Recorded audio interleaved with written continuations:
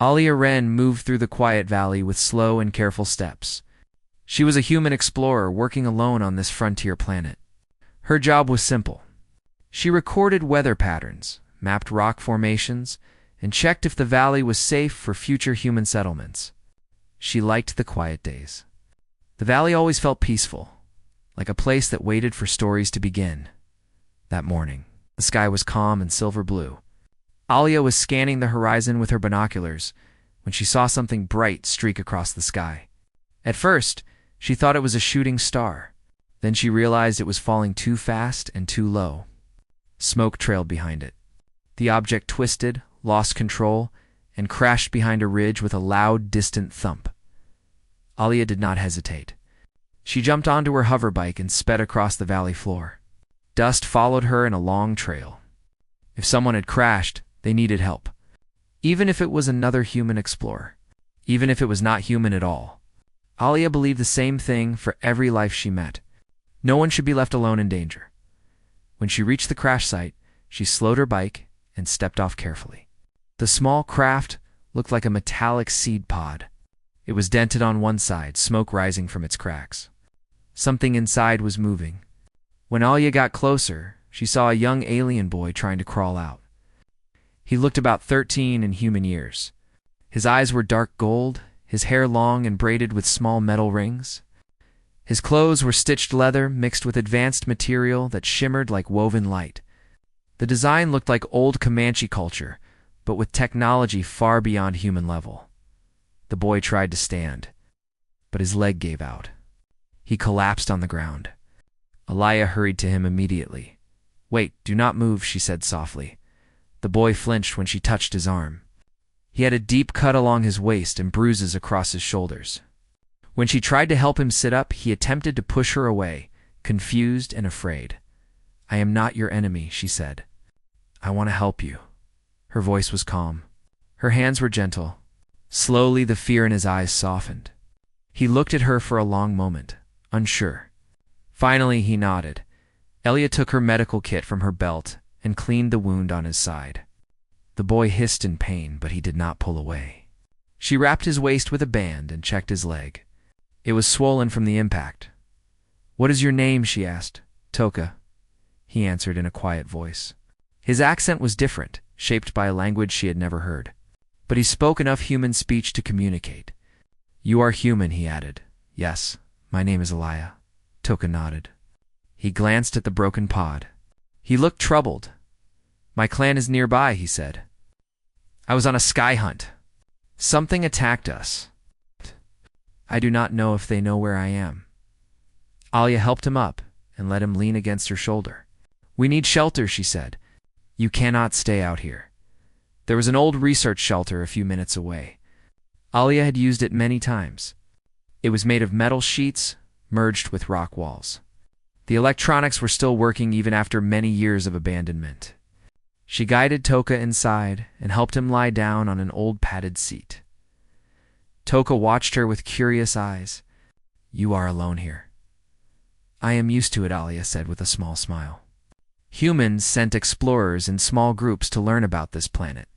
But she liked being alone. She liked the quiet. She liked helping when she found someone in trouble. She checked Toka's leg again. "You need rest. And food. And water." She gave him a water bottle. He drank with slow, careful sips. After a few moments, he spoke again. "My father is very strict," he said quietly. "He is the leader of my people. If he finds me hurt, he will be angry. If he finds you with me, he will not know what happened." Alia sat near him. "What will he think?" Toka looked down. "It depends. Some of my people think humans are weak. Some think humans take what they want. Some think humans cannot be trusted." But Alia saved him. She risked her safety to help him, even though he was a stranger. He wanted his father to understand that. "We have a rule," he said. "If someone saves your life, you owe a bond." "A life bond." Alia nodded slowly. "That sounds important among your people." "Very important," Toka said. "But I do not know if my father will believe me." Alia understood it could be dangerous for her when the clan arrived. But she could not leave Toka. She decided to stay no matter what happened. Night settled. The valley outside was silent except for the wind. Alia sat on a small chair by the shelter door. Toka slept lightly, sometimes waking and watching her for comfort. She kept the door locked, though she knew locks would not stop anyone who had the technology Toka's people used. Near dawn, Alia felt the ground tremble. A deep rumble moved through the earth like hundreds of footsteps. She stood and looked through a narrow window. Shapes appeared first as shadows on the horizon. Then they grew clearer. Alien riders, 50 of them. They rode beasts that looked like tall, armored horses with glowing patterns up their necks. The warriors wore armor made from both leather and shimmering metal, decorated with symbols that looked ancient. Their hair was braided, their faces marked with comet patterns and swirling lines. Each warrior held a spear-like weapon that hummed with energy. Alia's heart raced. She looked at Toka. He had already woken. His eyes were wide. "They came for me," he whispered. They came fast. At the front of the formation was a tall warrior with long, dark hair braided with silver beads. He looked older, stronger, and far more intimidating than all the others. His face markings were more complex. His armor carried the crest of a rising star, my father Toka said. The riders slowed and spread around the shelter in a long, precise formation. No one spoke. No one moved. The valley held its breath. Alia helped Toka stand. He wanted to speak for her. He wanted to show his father that the humans saved his life. Alia opened the shelter door slowly, raising her hands to show she carried no weapon. The warriors all shifted their spears slightly, ready if needed. The tall leader narrowed his eyes. His voice was deep. "What happened to my son?" Alia stayed calm. She stepped aside so Toka could be seen. "Father," she said, "saved me," Toka called out. His voice was weak but strong enough to carry through the valley. The warriors murmured. The leader stared at Alia without blinking. His expression was unreadable. Toka limped forward.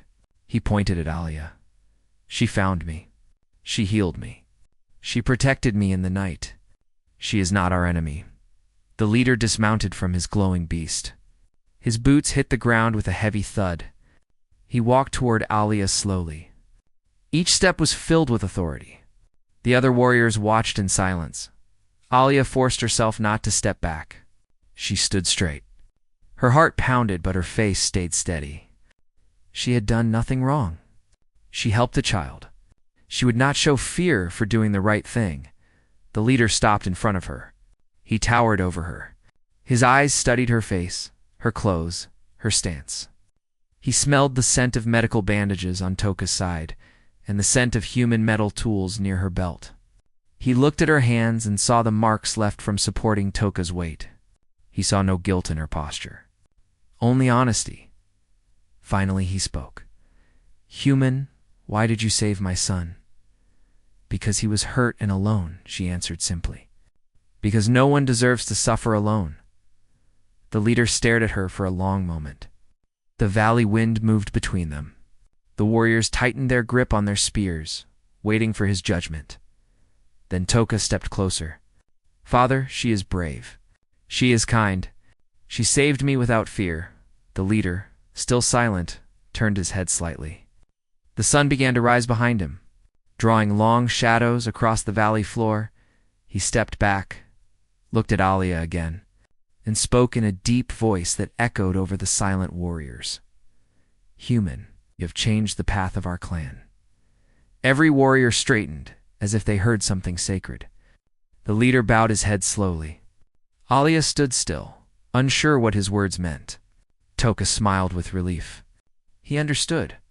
His father was not angry. His father believed him. The leader turned to his warriors and lifted his hand. The warriors struck the ground with their spear ends in a single powerful motion. The echo rolled across the valley like thunder. The leader faced Alia again. "My name is Saren," he said. "I am the father of Toka, and you have saved the blood of my blood. A life bond has been created." Alia stared at him quietly. She knew it was important. She felt the weight of his words even without knowing all the details. Saren continued, "Because you protected my son, your life is protected by all of us. The warriors lifted their spears in her direction. Not as a threat, but as a sign of respect. Alia felt breath return to her chest. She had been ready for danger. She had been ready for anger. But she found something different. She found trust. Saren stepped aside and gestured toward the valley where the warriors waited. "Come with us, human," he said. "You will be safe among us, and you will see what your kindness has begun." Toka smiled at her and took her hand. Alia looked at the rising sun, the valley she knew so well, and the 50 warriors who now offered her a place of honor among them. She took a deep breath. She nodded. The story that started with a falling star was only beginning. Alia stepped forward carefully as Saren and the warriors formed a path for her.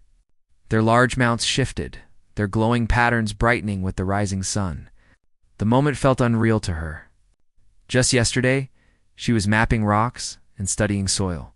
Now, she was walking among 50 alien warriors, who respected her because she had saved one child. Toka walked beside her with a slight limp, but his face showed relief. He was proud and calm in a way he had not been the night before. Alia supported him as they approached Saren's mount. The creature lowered itself so Saren could help them climb. "You will ride with my son," Saren said. He spoke in a tone that carried both command and trust. "This way the clan sees you as honored, not as a stranger." Alia nodded. She helped Toka climb first, then followed. The creature was warm and strong beneath them, its hide smooth like living metal. When Saren mounted his own place in the front, he raised his hand. The warriors moved instantly. The valley shook gently as the entire formation began to travel. Alia held Toka steady. "Are you hurting?" she asked. "Only a little," he answered, smiling. "I feel safe now." Alia looked at the long lines of warriors around them. Their movements were perfect, like dancers who had practiced for years. She wondered what kind of people could train so well. After about an hour of travel, the group reached a hidden canyon. The entrance looked like any other rock formation from afar, but inside the walls widened and revealed a vast settlement. Homes made from carved stone and glowing materials formed circles around a great central fire pit. Suspended bridges crossed from cliff to cliff. Domes covered with living vines grew along the canyon edges. Children ran between them, wearing small glowing ribbons that floated behind them like tiny stars. Alia stared in wonder. She had never seen anything like it. The place looked ancient but alive. Simple, yet advanced. Wild yet peaceful, Toka pointed proudly. "This is our home. StarClan Valley." The warriors rode through the entrance. People gathered quickly, whispering and watching. Many looked surprised when they saw Alia. Others looked curious. Some children hid behind their parents, wondering why a human was riding with the chief's son. Saran dismounted first and signaled for Alia and Toka to come down. When their feet touched the ground, a crowd formed. Elders approached with staffs decorated in bright stones. Warriors stood in long rows. Everything seemed to move in an organized flow, as if the arrival of the chief always created a ceremony. Toka stepped forward and spoke in his native language. Alia only understood small parts, but she recognized his tone. He was explaining what had happened. He pointed at Alia several times and spoke firmly, telling the story of how she saved him in the valley. When he finished, Saran walked to Alia. His voice echoed across the canyon. "The humans saved my son. She gave him aid when he was alone. She stood by him in the dark, and she did not fear our arrival," the crowd murmured. Alia felt every eye on her. Saren raised a hand. "For this, she is a friend of the clan. Our home is open to her. Our people will treat her with honor." A group of elders tapped their staffs on the ground. Warriors nodded. Children stared with wide eyes. Alia felt the heavy tension leave her chest. She did not know what would happen to her at first, but now she saw acceptance in their faces. Toka's mother stepped forward next. She was tall, graceful, and dressed in long, soft fabric decorated with glowing beads. She placed her hand over her heart and bowed slightly. "I thank you for my child," she said in clear words. "Without you, he would have been lost." Alia bowed back shyly. I only did what anyone should. Not anyone, the mother answered gently. But you did. She guided Alia toward their home. It was a large dwelling built into the canyon wall, with wide entrances and soft lights glowing from crystal lamps. Inside, the air was warm and smelled like sweet herbs. Alia helped Toka lie down on a bed covered in woven blankets. Elders arrived and treated Toka's wounds with a mixture of plant medicine and small glowing devices. Alia watched curiously. Their healing technology was simple, yet powerful, and she learned from observing them how they respected both tradition and science. While Toka rested, Seren returned and asked Alia to speak with him outside.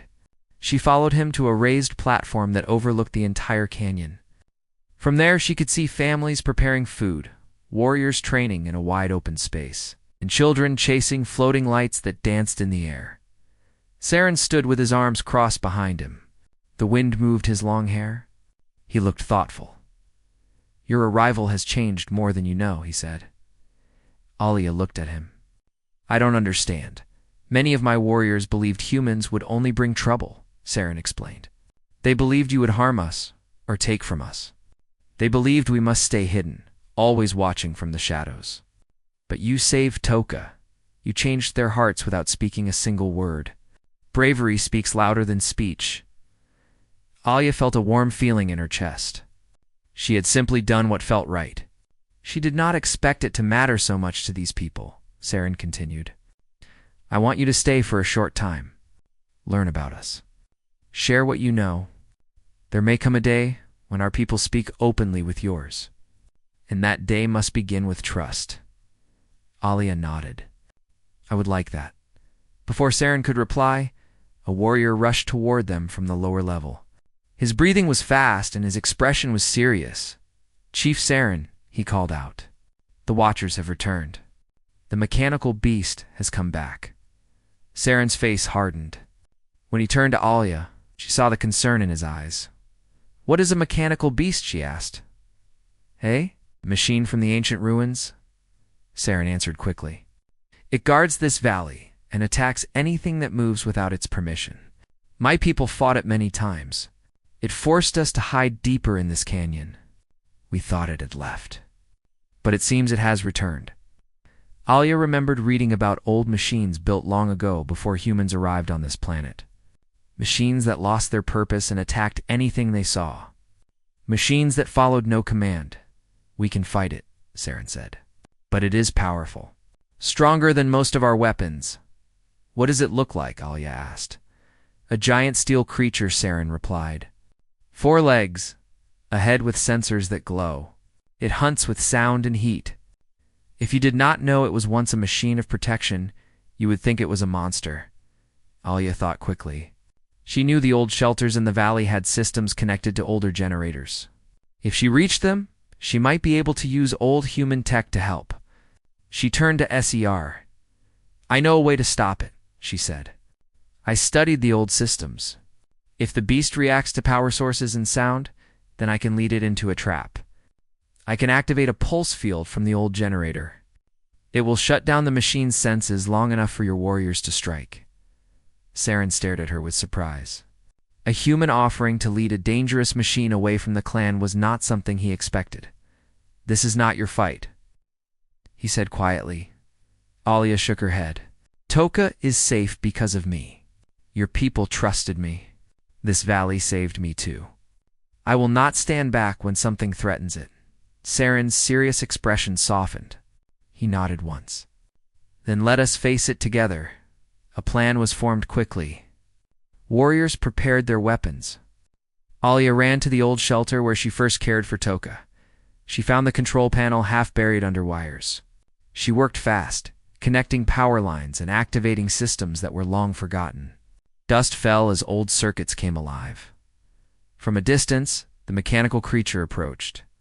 It was massive, made of ancient steel covered in scratches and burn marks. Its legs were long and moved like a predator. Its head rotated with glowing sensors that searched for movement. Every step echoed through the valley, activated the old generator, and signaled the warriors. Seren stood ready with a long spear that glowed brighter than the rest, Toka, still recovering, watched from a safe place. His hands clenched in worry. The machine turned toward the sudden burst of energy. Lights flashed across its head. Alia's generator was the loudest signal in the valley. The machine rushed toward her position with heavy steps. Alia stayed calm, though her heart raced. She waited until it was close. Very close. Then she hit the switch.